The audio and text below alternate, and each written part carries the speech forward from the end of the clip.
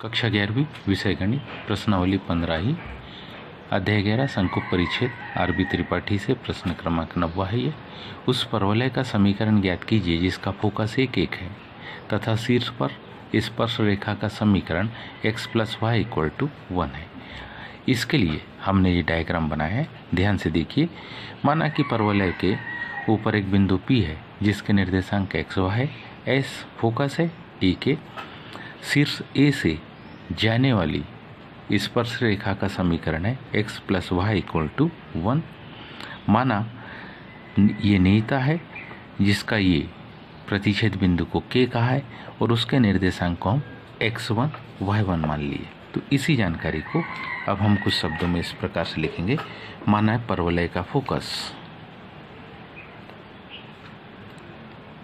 माना किसका, परवलय का फोकस क्या S, और हम जानते इसके निर्देशांक 1 है तथा शीर्ष A है तथा यहाँ पर शीर्ष क्या है A है। माना अक्ष तथा नियता का प्रतिच्छेद बिंदु,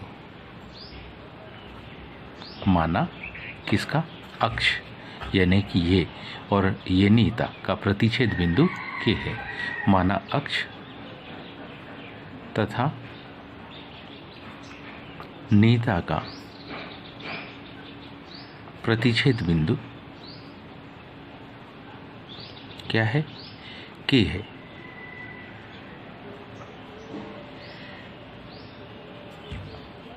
क्योंकि अक्ष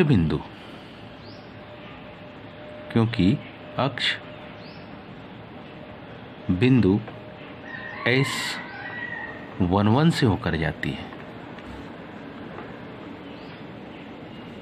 11 से होकर क्या जाती है। ऐसी कंडीशन में तथा साथ ही साथ ये 1 से होकर तो जाती है, साथ ही साथ x + y = 1 पर कैसी है, लंब है। यहाँ 90 अंश का कोण बनता है। ये अक्ष और नियत स्पर्शी का समीकरण दोनों कितने अंश का कोण, 90 अंश का कोण, तथा x + y = 1 पर क्या है, लंब है।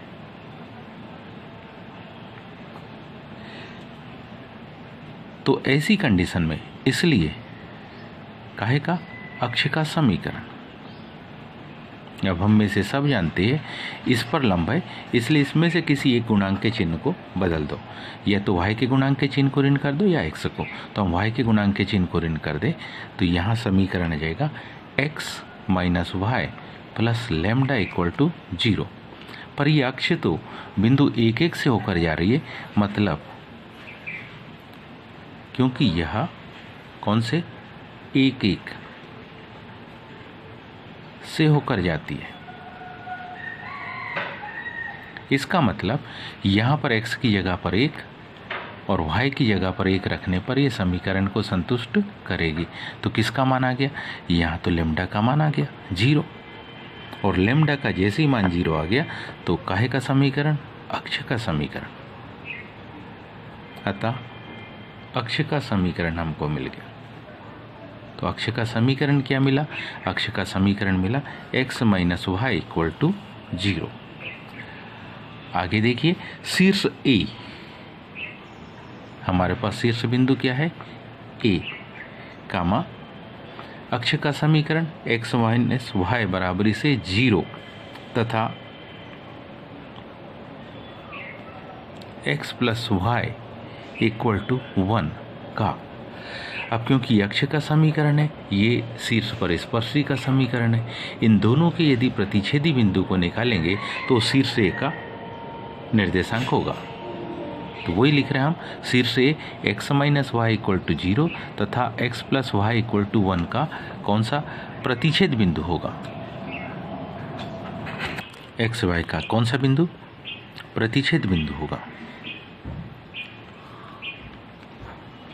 अब यदि हम इस समीकरण में इसको जोड़ते तो y से y घट जाएगा, तो क्या आ जाएगा हमारे पास, इसको इसमें जोड़ने पर क्या आएगा, 2x = 1 it means x equal to 1/2।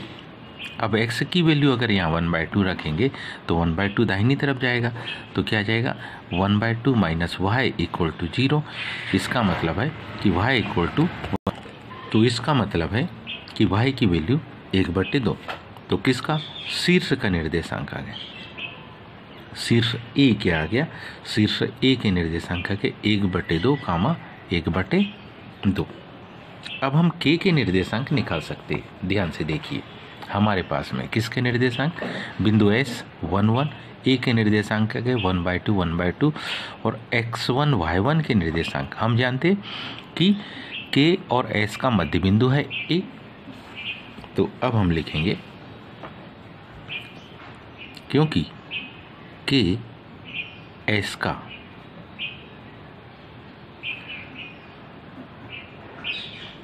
मध्य बिंदु A है, इसका सीधा सा मतलब है कि यदि हम इसके निर्देशांक को निकालें k के निर्देशांक, तो वो हो जाएगा x1 + 1/2 इक्वल टू 1/2 तथा y1 + 1/2 इक्वल टू 1/2। 1/2 से 1/2 कट गया, तो क्या x1 + 1 इक्वल टू 1 तथा अगला मान y1 + 1 इक्वल टू 1। जब पक्षांतर होगा तो सीधी सी बात है कि x1 भी 0 आ जाएगा और y1 भी 0 आ जाएगा।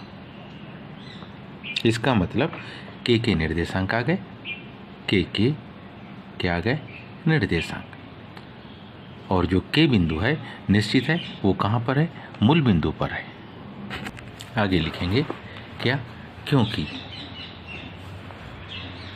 नीता बिंदु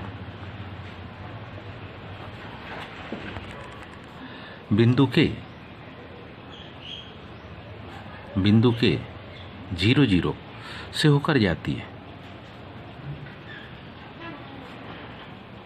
इससे 0 0 से होकर जाती है तथा x + y इक्वल टू 1 के कैसे है, समांतर है। इसलिए काहे का, नीता का समीकरण,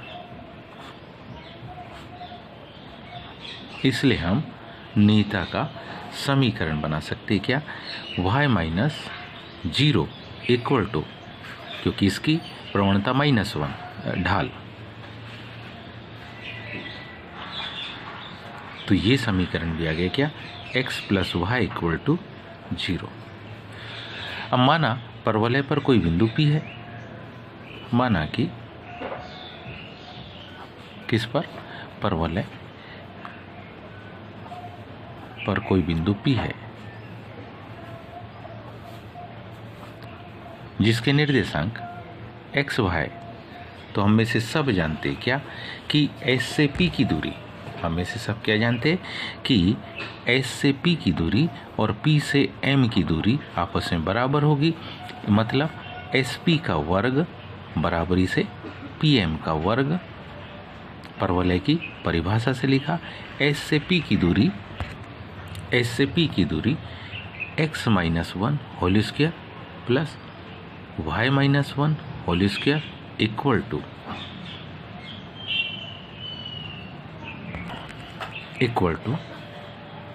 x + y बटे √1² प्लस 1² होल स्क्वायर।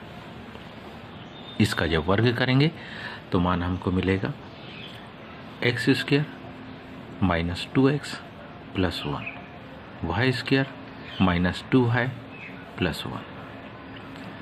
साथ ही साथ इसका वर्ग करेंगे तो x² plus 2xy plus y², 1 + 1 2, √2 का स्क्वायर 2, मान क्या आएगा 2x², इधर से x² आ जाएगा तो वो हो जाएगा -x² प्लस 2xy को पहले लिखेंगे, मतलब -2xy हो जाएगा।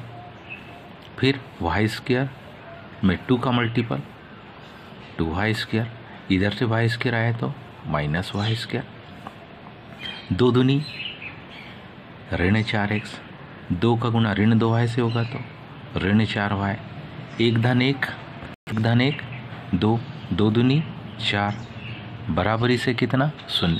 इसको हल करेंगे तो हमको परवलय का मानक समीकरण मिल जाएगा plus y square minus 4x minus 4y plus 4 equal to 0। उम्मीद है आप सबको ये समझ में आया होगा। आज के लिए इतना ही। शेष कर धन्यवाद।